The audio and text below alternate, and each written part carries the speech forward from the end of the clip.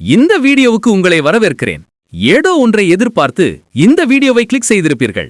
நீங்கள் எதிர்பார்த்தது கிடையாது என்பதை வீடியோ முழுவதுமாக பார்த்துவிட்டு முடிவு செய்யுங்கள். பாதியில் சென்று விட வேண்டாம். கமெண்ட் செக்ஷன்ல உங்க ஒபினியன்ஸ் ஷேர் பண்ணுங்க. உங்களுக்கு என்ன மாதிரியான கண்டென்ட் வேணும்னு சொல்லுங்க. நான் உங்க ஒவ்வொரு கமெண்ட்டையும் படிப்பேன். உங்க ஃபீட்பேக்கா எங்களுக்கு டைரக்ஷன் கொடுக்கும். நீங்க சொல்ற டாபிக்ஸ்ல நாங்க வீடியோ செய்வோம். இந்த வீடியோ உங்களுக்கு பிடிச்சிருந்தா லைக் பட்டனை அழுத்துங்க. அது எங்களுக்கு ரொம்ப மோட்டிவேஷன் கொடுக்கும். ஒரு சிம்பிள் கிளிக் தான், ஆனா அது எங்களுக்கு ஹியூஜ் என்கரேஜ்மென்ட். இன்னும் சப்ஸ்கிரைப் பண்ணலைனா சப்ஸ்கிரைப் பட்டனை அழுத்தி பெல் ஐகானையும் ஆன் பண்ணுங்க. அப்போதான் நாங்க அப்லோட் பண்ணும் எல்லா வீடியோஸும் உங்களுக்கு நோட்டிஃபிகேஷன் வரும். நீங்க என்ன வீடியோவையும் மிஸ் பண்ண மாட்டீங்க. பழங்களை உண்டு நோய்களை போக்குவோம், பல நலன்களையும் பெறுவோம். மனிதனுக்கு மிக பொருத்தமான உணவு மரங்களில் விளைந்து கனிந்த கனிகள்தான். இதனை விடுத்து மற்றவைகளை உண்ண ஆரம்பித்த போதே மனித இனத்திற்கு பல நோய்களும் பிரச்சனைகளும் துவங்கிவிட்டன. சிறந்த கனிகளை மட்டுமே உண்டு இயற்கையுடன் இணைந்து ஒத்து வாழ்ந்தவர்கள் உயர்ந்து ஞானியானார்கள். அழிவில்லாத ஞான பொக்கிஷங்களை வழங்கிச் சென்றார்கள். அவைகளை பின்பற்றுவோம். எல்லா நோய்களையும் தீர்க்கும் அற்புத மருந்தாக கனிகள் உள்ளன. பழ உணவிற்கு மாறுங்கள், பல இன்பங்களை அறியலாம். ஒவ்வொரு வேளை உணவுக்கு முன்னதாக எவ்வளவு முடியுமோ அவ்வளவு பழங்களை சாப்பிடவும். ஒரே தடவையில் பல வகைகளை சாப்பிடலாம். உணவுக்கு பின்பு சாப்பிடுவதில் பயன் குறைவு. ஏதாவது ஒரு வேளைக்கான உணவை முற்றிலும் பழங்களாக சாப்பிடுவது நல்லது. வயிறு நிரம்ப பல வகையான பழங்களைச் சுவைக்கலாம்.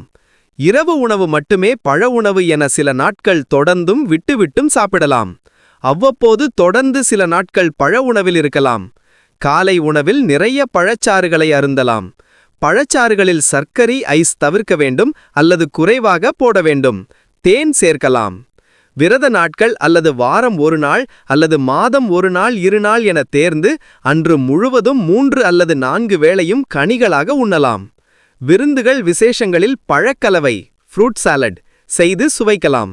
சாறுள்ள பழங்களுக்கு முதலிடம் தர வேண்டும்.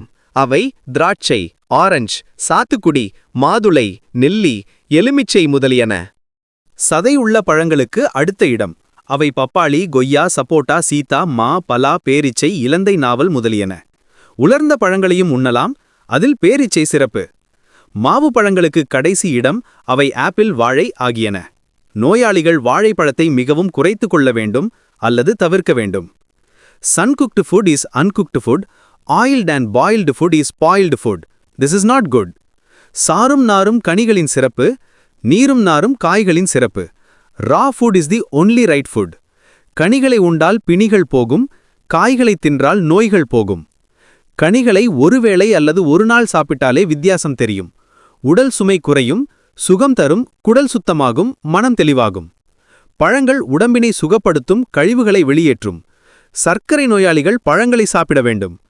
பழங்களில் உள்ள சர்க்கரை வேறு, மாவு பொருட்களில் உள்ள சர்க்கரை வேறு. பழச்சர்க்கரையை செரிமானம் செய்வது சுலபம். இன்சுலின் வேண்டியதில்லை.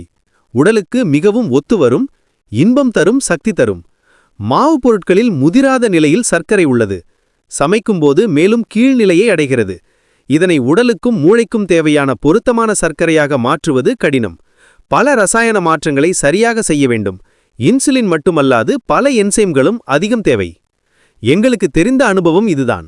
பழம் பலம். கனிகளே பிணிகளை போக்கும். சோறு சோர்வு, மாவு நோவு. நோவு அதிகமானால் துன்பம். துன்பத்தின் எல்லை சாவு.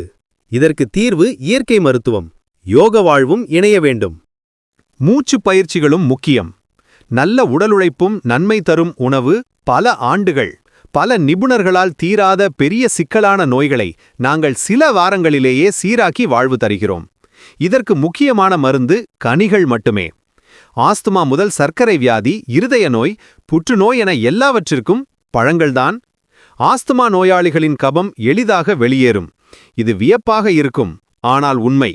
மேலும் விவரங்களை அறிய பழங்களை பற்றிய பல இயற்கை மருத்துவ நூல்களை படிக்கவும்.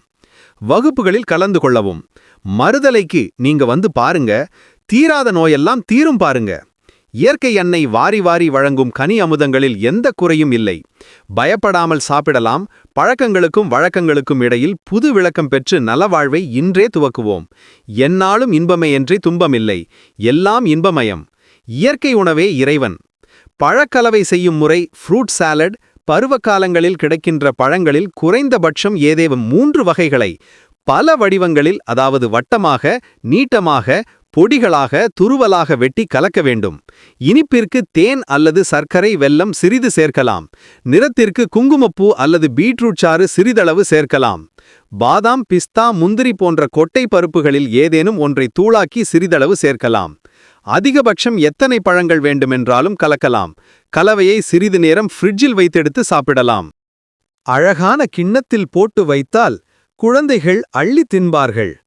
ஆனந்தமாக. ரசாயனங்கள், கிரீம்கள் இனிமை தராது, இன்னல் தரும். கனிகளுக்கு அடுத்தது காய்கள், காய்களுக்கு அடுத்தது கீரைகள். இன்றைய சாப்பாடு, டிஃபன், தின்பண்டங்கள், அசைவங்கள் எல்லாம் கடைசி நிலை உணவுகள், மெதுவாக நோய் வருவிக்கும் காரணிகள். மருந்துகள் மனித இனத்தை வஞ்சகமாக கொல்லும் நஞ்சுகள். சூரியன் சமைத்த உணவே கனிகள்.